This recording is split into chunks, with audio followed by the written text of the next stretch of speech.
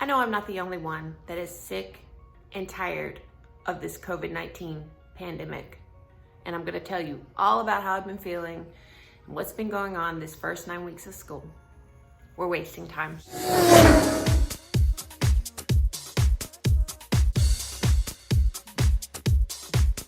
Hello Hotties, welcome to my channel or welcome back to my channel. I'm Ali Mack and I'm currently a 7th grade math teacher. So in this video, I hope you guys are gonna allow me to vent a little bit and talk about some of my frustrations. And I'm also gonna give you an update of what's been going on my first 9 weeks of school. I'm gonna tell you the good and the bad and everything that I've learned. So I hope you'll sit back and enjoy this video and listen to me vent because I need it. Okay, so let's rewind a little bit and talk about August, or right before we started school. Everyone in my household and all of the teachers that I talked to were freaking out about starting school in person, face-to-face in person. We were terrified. And honestly, I thought we were going to be shut down by September. So, to my surprise, pleasant surprise, the school I work at did amazing with their procedures, and they did so much stuff to keep us safe. The administrators we have just worked all summer to make sure that we could open safely. And I tell you what, I work for the best 3 administrators ever. Like, they are amazing and they go out of their way to help us at our school. And they came up with a plan that would help our school open safely. And so far, we have not had any positive cases reported of any students or faculty that have COVID. Knock on wood. I don't have any wood around me. But anyway, so there's that. So that's good. And I'm so blessed that that has happened. So here we are near the end of October and we're still going strong. School started out great, as I was saying, but we were all very scared and nervous. The students were nervous, the teachers were nervous, all the faculty was nervous. But when we started, we had 5 classes, an honors class, and 4 general education classes. Now, each class had no more than 10 children in them. Some had 7, some had 8. And the teachers would rotate. Now, the benefit of this is we were able to build very good relationships with those few students we had. My team of teachers that I work with, we're called the Pirates. We are very strong and we are a very solid team. The kids, amazing at following the procedures. And it was so great. I was thinking, wow, this is not what I expected at all. This is amazing. I love this. You know, I love it. It's perfect. Now, one of our classes got combined. I think it had 3 students in it. Okay, I forgot to mention the 3 students. So we combined a class and we turned one of our 5 classes into the virtual class. Because when we started, we had all the virtual kids and the honors class in the same room. But we decided to make one of those a ghost class, and it would be just our virtual kids. So one of my periods, I teach just virtual kids online. And that's pretty fun and new and interesting as well. Okay, and it was good. As the year's gone on, and I guess people are seeing that we're handling it well, more students started to trickle in, and that's fine too. None of our classes have more than 16 each.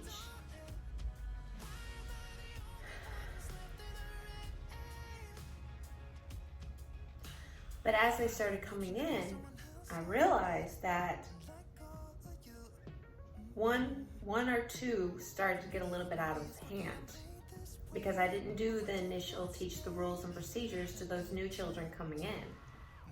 And one of my classes got almost completely, well, let me just be real. It is completely out of control. And I will be having the best day in the world. And then I'll try to do things to make my last class period of the day safe and where they can learn. But then it's like, I go home feeling so stressed. Like last night when I was going to sleep, it felt like my heart was burning. It felt like my heart was on fire. I was so sick about the situation I was in. So on Thursday, I did what any good teacher would do when they had lost control of their class. I developed new routines and I re-taught the procedures. I only had to send 2 children to the office who did not like the new change. The second day, it was beautiful, perfect even. Then Friday, disaster, complete chaos. I mean, it just wasn't good. And I really don't feel comfortable talking about the details of that day because I don't want it to make myself look bad. Well, actually, to be honest, I could care less if I look bad. I'll tell y'all straight up where I mess up because I am an optimist and I know I can always get things under control. I just don't want to make everything else look bad. I would say 90% of the students I teach take the safety procedures seriously. And when you call the parents of the 10% that aren't taking it seriously, they're very quick to get their child back in control. Let me tell you what my dilemma is. I want these children on campus. I want them in front of me so I can teach them. I want them there. I guess I worry that if I report them to admin, they're going to be virtual. These kids, some of them are not taking me seriously, and it could possibly endanger other kids. And it's not just blatant no mask. It's like, it slips right here. And I don't know what to do. I want the kid on campus, but at this point, I feel like I'm doing everything to keep them there, but the kid, the 1 or 2, is not keeping themselves there themselves. And like I said, I feel for those parents that have to work and need to send their kids to school so they can work and provide for their family. And I don't want to be the whistleblower that causes that parent to have a virtual child at home because the kid was being a kid and not covering their nose. Okay, I don't want to talk anymore about my school because my school is amazing. We're doing everything we can. But let me just talk about this pandemic in general and how it is affecting me as not just the teacher, but as the person. Back in March, when school was out for the rest of the school year, my family, and when I say my family, I mean my husband and my 2 children, we took the safety precautions to the extreme. Mask out in public, hand sanitizer all the time, constantly washing our hands, sanitizing our groceries, not being around people that were being, not as careful as us, not going out to eat. And in fact, we didn't go out to eat until like 3 or 4 months into this pandemic. And when we did go out to eat, we didn't actually go out to eat, we ordered it and picked it up and ate. So my immediate family, myself and my 3 other people that live in the house with me, we've taken this to the major extreme in hoping that our compliance would help this pandemic go away. But unfortunately, so many people are not taking this seriously. And in Mississippi, they just lifted the mask mandate and numbers are going up. So basically, I feel like myself and my children and husband are the kids getting punished for the rest of the class. And I'm really, really annoyed at this because we've been doing everything right. And so many people are not. They turn this into such a political thing. Well, this is not political, y'all. This is not political.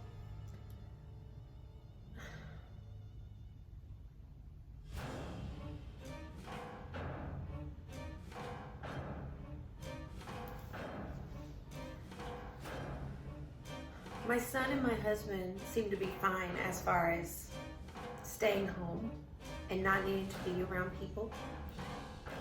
But my daughter is very extroverted.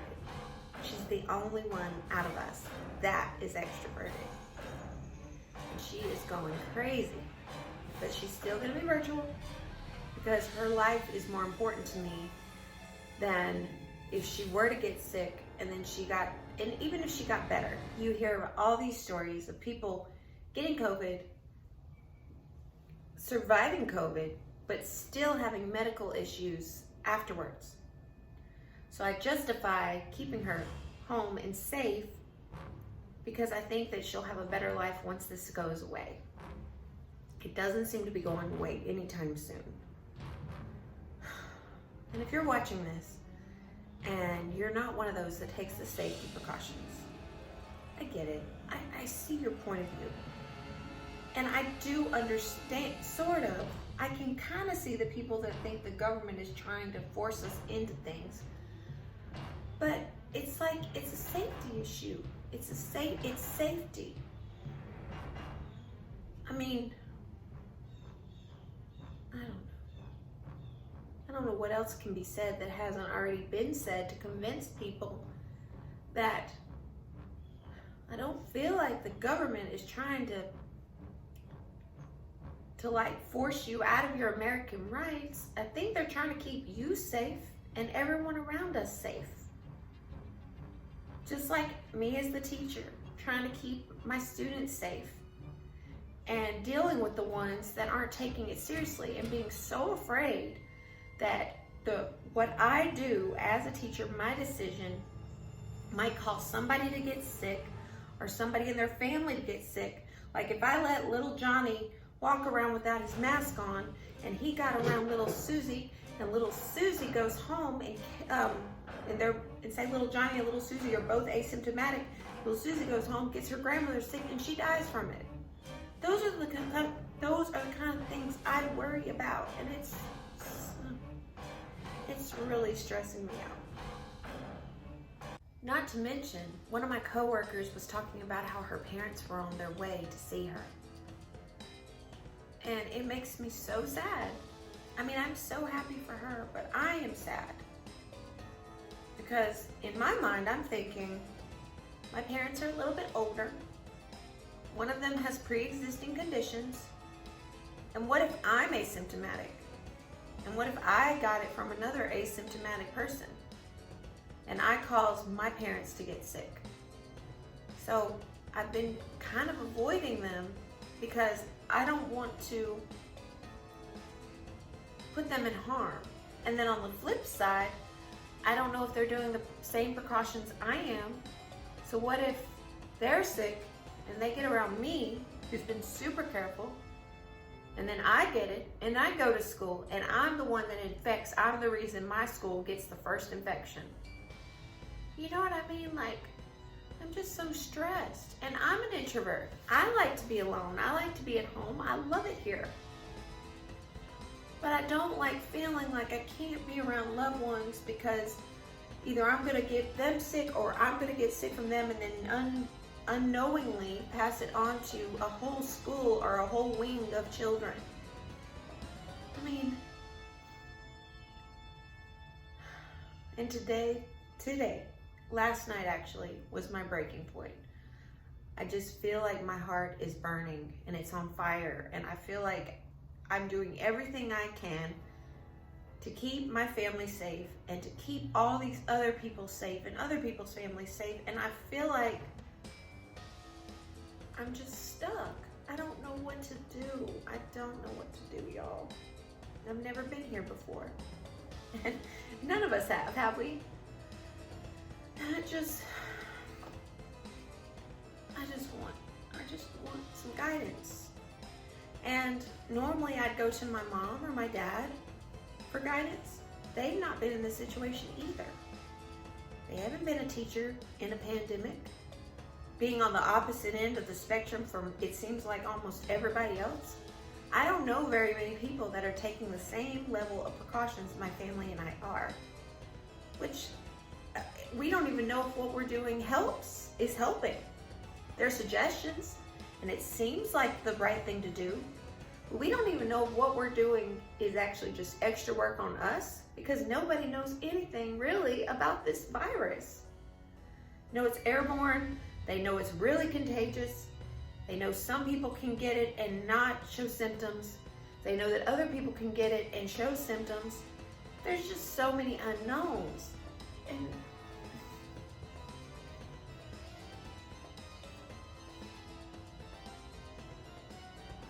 I'm just really sad about it, y'all. I'm sad about this. And I don't know, I'm a fighter, and I'm one of those people that I'm gonna keep going until I have I'm gonna keep on trucking until my last breath. And usually I mean that in a figurative sense. But what if this time it's a literal sense? You know, because I've been diagnosed with asthma. Not a strong case of it, but the doctor said, and I quote, a touch of asthma. Another thing I'm tired of, which has nothing to do with the pandemic, it has something to do with Mississippi. It is the end of October and it is hot. It's hot. I need to get out of here.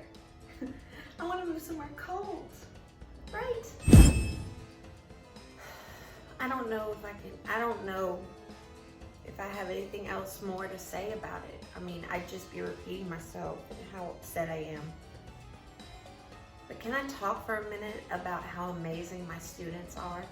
I teach the best students on the planet. They're so funny, and they bring me so much joy. And I'm going to admit, I didn't realize how much I needed them until I started school back. I mean, so that there is something wonderful about that. But like I said, as cases are starting to rise in Mississippi, I'm worried that we're gonna have to go back to quarantine and I won't get to be around them. But I teach the best students on the planet. And it's so wonderful to see these children and recognize them and be like, I taught your older brother or sister, and just, I can't explain that great feeling. It makes what I'm going through and what everybody's going through a little bit more bearable.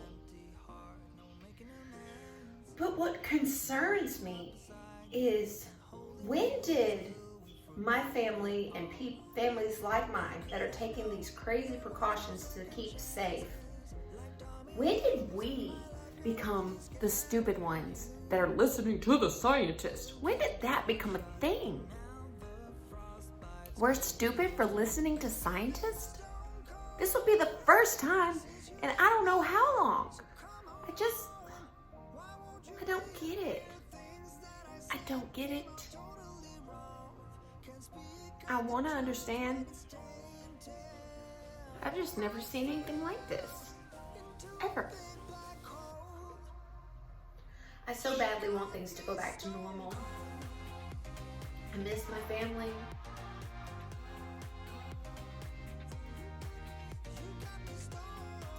I miss my mom and dad and sister, niece and nephew.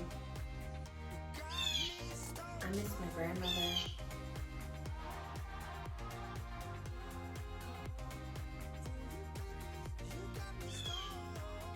I don't want this to be a new normal. Everybody says this is the new normal, this is the new normal. No, I don't want this to be the new normal. I want to go back to the old normal, where when kids were rambunctious, they were just being kids and we can handle them accordingly. Not that they would affect the safety of everybody and possibly the families of their classmates.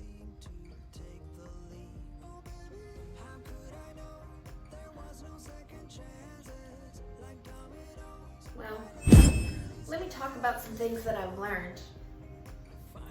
I've learned that it's very hard to teach with a mask on. A lot of times the students can't hear me. So I bought a megaphone, and I used the megaphone to talk to the students, and I make sure they know I didn't get this thing to yell at you. I definitely did not. I did it so you could hear me. So it's not like a sense of punishment at all. So if you haven't gone back face-to-face yet, and you're a teacher and you are about to go face-to-face, I would recommend getting a megaphone. I got mine off of Amazon for like $12. Another thing I learned is, more than likely, your classes are gonna start out small. Now, and it'll be great and you can relax. However, once numbers start increasing and kids start trickling back in, it might be a disaster like I'm kind of in right now a little bit, which I will get under control. It might not be next week, it might not be the week after that, but I'm gonna get those children in control so they can start learning more. But what I would recommend is, as they're trickling in, make sure you give a copy of your expectations to every new student and reteach them every time you get a new student. Just teach it to them, but then the whole class. That's another thing I would do differently. Also,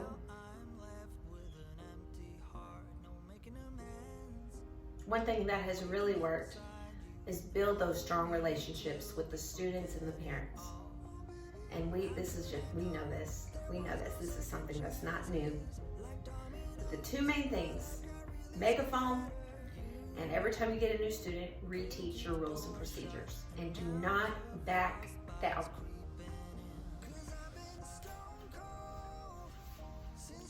Thank y'all so much for listening. I guess that's where I'm gonna leave this video right now. Rant over. Thank you for listening. I really appreciate it. And thank you for watching my video. If you found it helpful, informative, or even entertaining, please like, share, and subscribe. Comment below a flower emoji of your choice. And as always, you guys have an amazing day, and I will see you in my next video. Goodbye.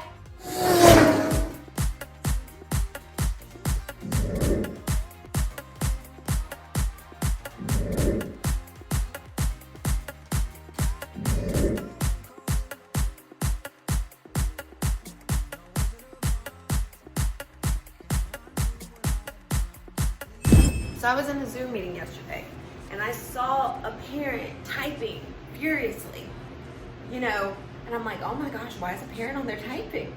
And you know what she typed? What the hell is that? And I was like, what are you talking about? What do you mean? And the students in the Zoom meeting were like, you don't hear that? You don't hear that? And the co-teacher that was sitting beside me, we were looking at each other and we were like, hear what? And they were like, there's moaning. And so I just ended the meeting immediately and told them to come back. And I was super careful about who I let in. I muted everyone on coming in. And normally I do mute them coming in, but on Thursdays and Fridays, I talk to the students. Like, I let them interact with me and I clear up misconceptions, and so does the co-teacher. Yeah. And so I didn't mute it. And somebody was able to sneak in and do that. And I hope the parent understands, but it just broke my heart. What kind of sick logs into a Zoom meeting full of children and plays sex noises? What kind of person are you? What's wrong with you? Have you lost your mind? You better be glad you're in there virtually, or else I'd reach through the camera and kick your